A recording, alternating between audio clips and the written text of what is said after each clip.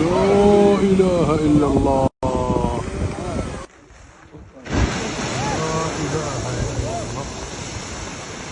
سبحان الخالق العظيم، الأرض تغلي تحت أيسلندا. سبحان الله، ورا بعض، أول مرة أشوف كذا. شوفوا شلون المكان مزدحم، كل ينتظر انفجار عين جسير. منظر غير عادي.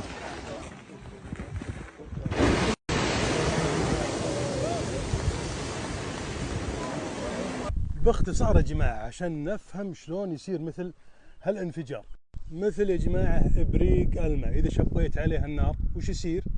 يطبخ ثم يغلي ويطلع برا. نفس الفكرة، الماء ينزل عبر التشققات والأنابيب، الماء تحت تصل درجة حرارته 250، مع الغليان